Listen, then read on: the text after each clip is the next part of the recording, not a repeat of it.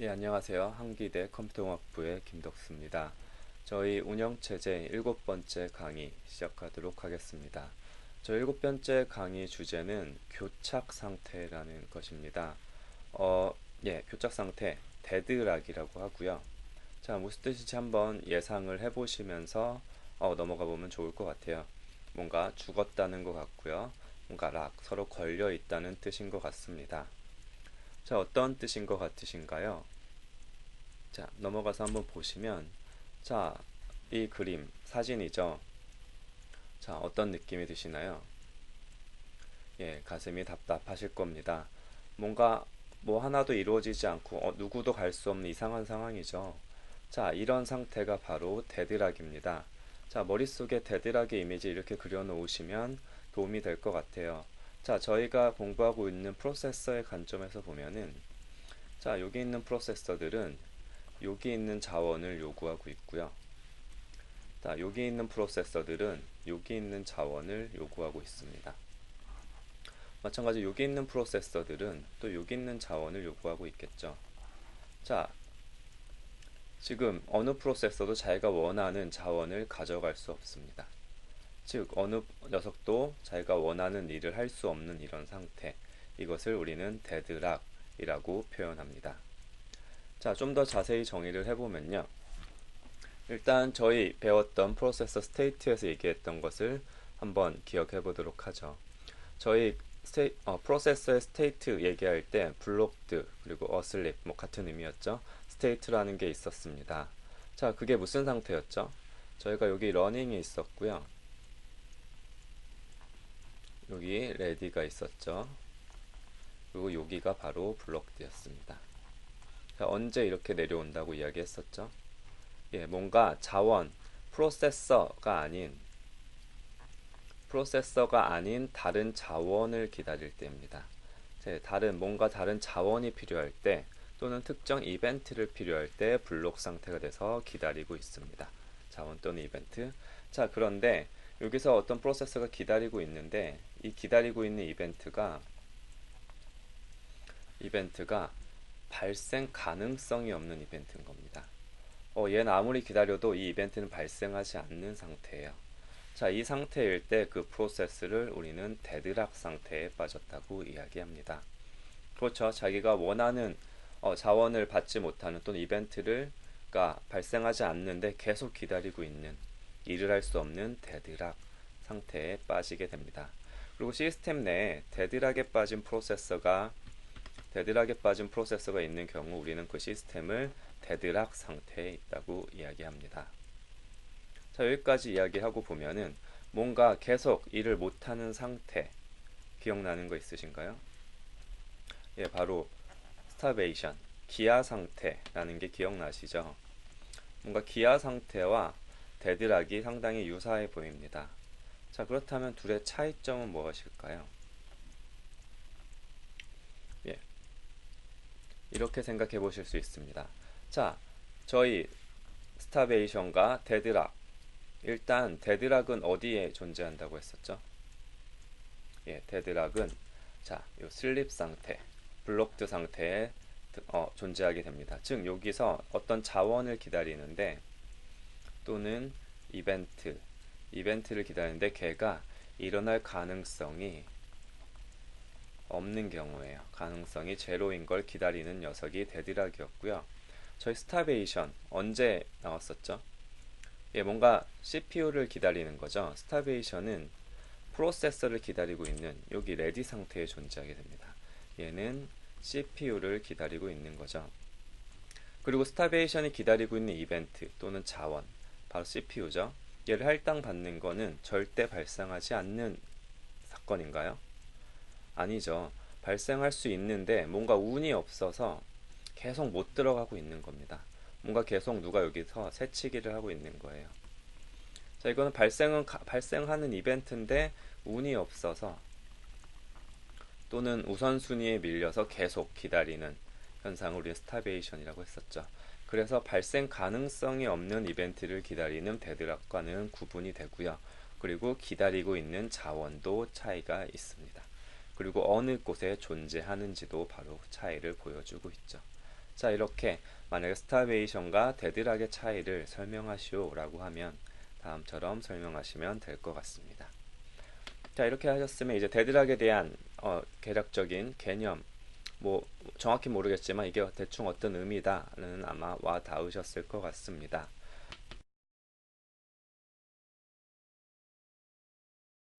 예, 저희가 이제 데드락이라는 걸 계속 얘기하고 있습니다. 데드락을 얘기하면서 계속 어떤 단어가 등장을 하죠? 예, 바로 자원이라는 단어가 계속 등장하고 있습니다. 즉, 데드락은 자원과 굉장히 밀접한 관계를 가집니다. 이 자원이라는 녀석과 굉장히 밀접한 관계를 가지는 걸 알 수 있죠. 자, 그렇다면 우리 자원이라는 걸 조금 더 자세히 한번 살펴보겠습니다. 자, 저희가 앞에 강의들에서 살펴볼 때 자원을 두 가지로 구분해 봤어요. 하드웨어 리소스가 있었고요. 소프트웨어 리소스가 있었습니다. 자, 이건 너무나 잘 아는 저희 분류법인데 저희가 자원, 데드락이라는 관점에서 자원을 바라보면 자, 이렇게 한번 구분해 볼 수 있습니다. 첫째, 선점 가능하느냐. 두 번째, 할당 단위가 어떻게 되느냐. 세 번째, 동시에 사용 가능한가. 네 번째, 재사용이 가능한가입니다. 자, 이 녀석들을 하나씩 살펴보도록 하죠. 예, 첫 번째 구분, 선점 가능한가에 대하여 가지고 구분을 해보겠습니다. 자, 선점, 익숙한 단어죠. 저희 프린프터블 한다. 뭐 어떤 프로세서 저희 스케줄링 이야기할 때 프린프터블 하다면 누가 CPU를 뺏어갈 수 있다라는 이야기였죠. 즉, 프린프터블 리소스라는 것은 뭔가 다른 애가 내가 쓰고 있는 자원을 뺏어갈 수 있다는 뜻입니다. 자, 다른 말로 하면 선점당한 후, 빼앗긴 후 돌아왔을 때, 빼앗겼다가 다시 내가 자원을 받았을 때, 내가 일을 하는데 문제가 없는 경우, 문제가 발생하지 않는 자원을 우리는 프리엠프터블 리소스라고 합니다. 자, 어떤 자원이 있죠? 저희가 계속 살펴봤던 프로세서들. 저 CPU는 우리가 뺏기면 일은 잠깐 멈추지만 자, 계속 다시 돌아왔을 때 일을 계속 할 수 있죠. 자, 어떤 것 때문에 가능했죠? 예, 컨텍스트 스위칭. 이 내부에 보면 세이빙과 리스토어링이 있죠. 자, 이 녀석들 때문에 CPU는 뺏겼다 돌아와도 일을 계속할 수 있습니다. 자, 마찬가지로 메모리라는 녀석도 자, 뺏기면은 일은 잠깐 멈추겠지만 돌아와서 다시 할당 받으면 일을 할 수 있습니다. 자, 얘에 관련된 건 우리가 스왑 디바이스라는 거를 공부했었습니다. 자, 이런 리소스들이 있고요. 반면에 안 된다는 거죠. non-preemptable resource입니다. 선점당하고 다시 돌아오면은 진행에 문제가 발생하는 자원이에요. 자, 어떤 게 있는지 한번 생각해 보도록 하죠. 뭐 제가 좀 재밌는 예제를 하나 들고 와봤는데요. 자, 이게 뭔가요? 예, 다들 아시다시피 어떤 중국 분인 것 같아요. 중국인의 여권인데 어떻게 돼 있죠? 예, 낙서가 엄청 많이 돼 있죠. 자, 이래서 결국 출국을 못했다고 합니다. 자, 이 무슨 사건이 발생을 한 거죠? 예, 여권을 아들에게 선점당했습니다. 자, 선점당해서 아들이 여기다가 뭔가 라이트 오퍼레이션을 했네요. 예, 라이트 오퍼레이션을 수행을 했죠. 자, 이런 경우 문제가 되죠. 자, 연관지어 생각해 보시면은 저희 디스크 같은 경우 내가 어디다가 기록을 해야 되는데 여기다가 여러분이 어떤 데이터를 막 기록하고 있는데 이때 누가 이걸 뺏어가 버려요. 뺏어가 버리면 어떻게 되죠? 데이터가 날아가 버리죠. 뭐 이렇게 생각하셔도 좋을 것 같아요. 여러분 USB에다가 데이터를 복사하고 있는데 누가 얘를 뽑아버려요. 안 되죠. 선점 당하면 데이터가 날아가는 중요한 문제가 발생을 하게 됩니다. 즉 문제가 생기죠. 자, 이런 자원을 우리는 non-preemptable resource라고 이야기합니다. 자, 이게 첫 번째 분류였고요. 예, 두 번째 분류 방법, 할당 단위에 따른 분류입니다. 자, 할당 단위에 따른 분류는 우리가 total allocation resource라는 건 전체를 다 준다는 거예요. 줄 때 전체를 다 준다는 거예요. 자, 어떤 자원이 있었죠? 자, 계속 나오죠. 저희 프로세서 CPU는 뭐 멀티코어는 좀 다른 얘기겠죠. CPU 그냥 하나, 코어 하나라고 생각을 해보면 한 번에 하나의 프로세서만 사용할 수 있습니다. 자, 그래서 전체를 다 주는 거고요. 그리고 또 디스크도 마찬가지로 한 번에 한 명만 쓸 수 있습니다. 자, 이런 걸 Total Allocation Resource라고 하고요. 두 번째, Partitioned Allocation Resource입니다. 즉, 어떤 자원이 이렇게 있으면 이렇게 나누어 줄 수 있다는 거예요. 여기는 프로세스 1, 2번, 3번, 4번 이렇게 잘라서 줄 수 있다는 거죠. 즉 하나의 자원을 여러 조각이죠. 여러 조각으로 나누어서 여러 프로세서에게 할당할 수 있는 것. 대표적으로 저희 메모리가 있죠. 저희 태스크 매니저 보면 여기 메모리 프로세서별로 잘라서 나누어서 사용하는 걸 볼 수 있습니다.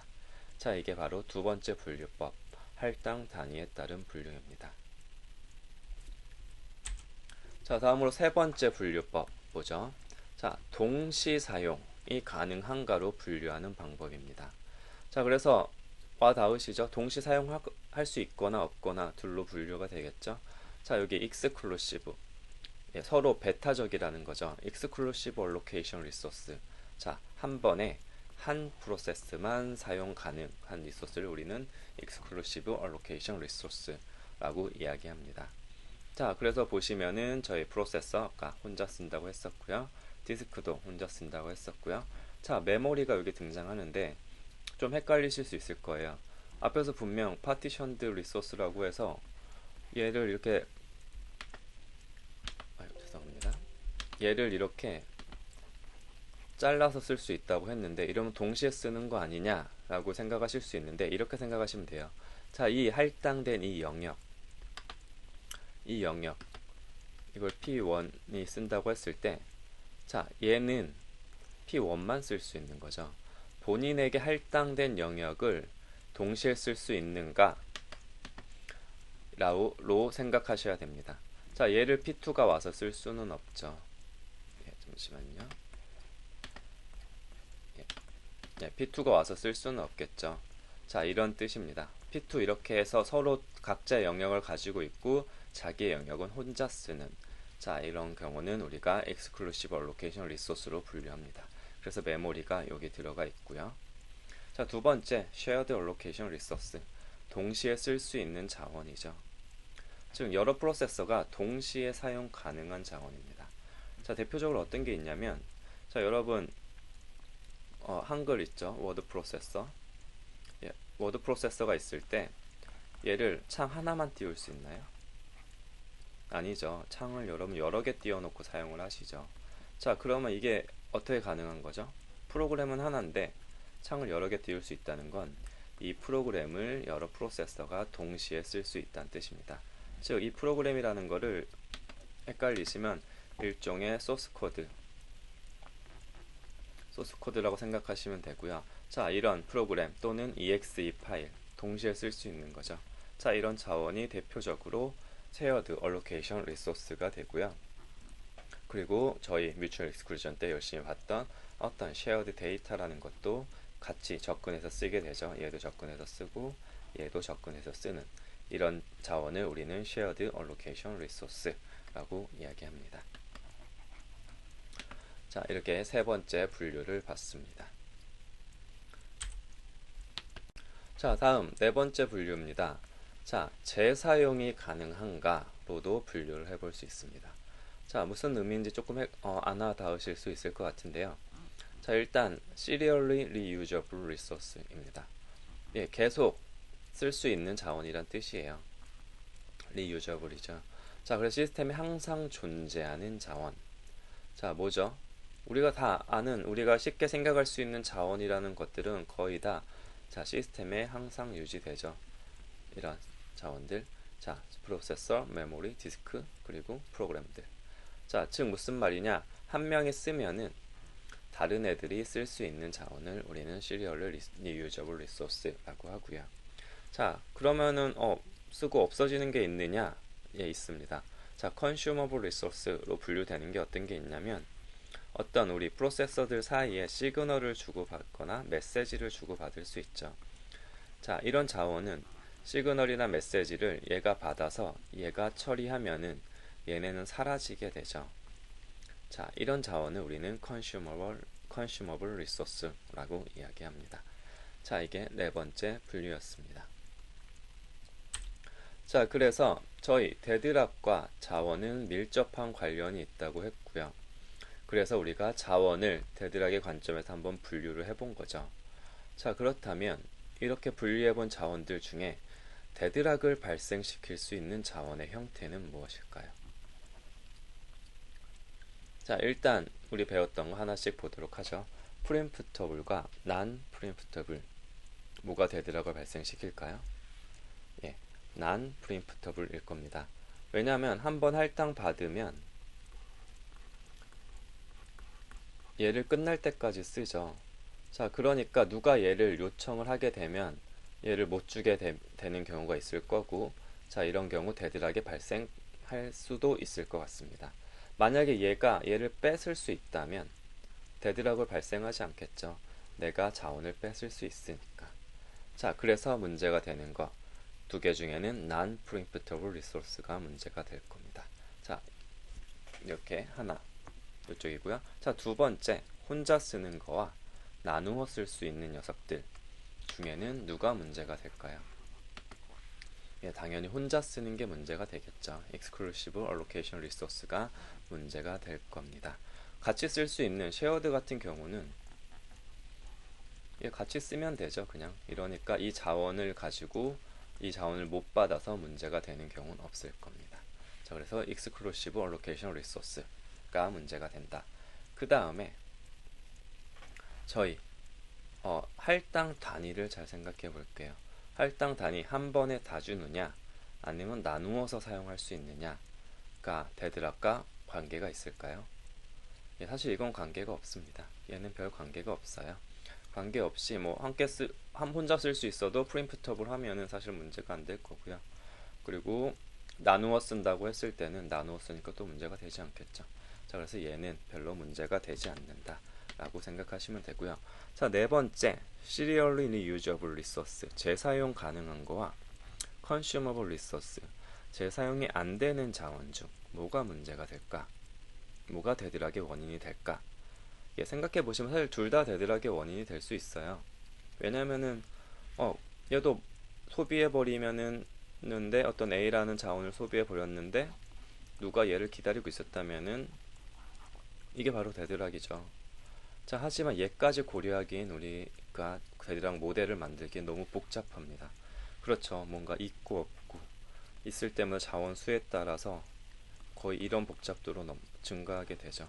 자, 그래서 우리가 고려하기 너무 힘드니까 얘는 빼고 고려하자는 뜻입니다. 자, 얘네 두 개는 명확하게 데드락을 발생시킬 수 있는 자원의 종류고요. 자, 얘네는 둘 다 할 수 있지만 우리가 데드락 모델을 생각할 때는 얘만 가지고 우선 생각해 보자 라는 뜻으로 이해해서 serially reusable resource가 이 데드락을 발생시킬 수 있는 자원의 형태로 분류된다고 생각하시면 됩니다. 자, 여기까지가 저희 데드락에 대한 개념이었고요. 그리고 그 데드락은 자원과 밀접한 관계가 있기 때문에 자원에 대해서 한번 살펴봤습니다. 자, 다음 영상에서는 데드락을 표현하는 모델 그리고 데드락 실제 예를 한번 살펴보도록 하죠. 자, 저희 공부하시는데 도움이 되셨다면 아시죠? 구독과 좋아요 한 번씩 눌러주시면 영상을 열심히 찍는데 도움이 될 것 같아요. 자, 그러면 다음 영상에서 만나죠. 수고하셨습니다.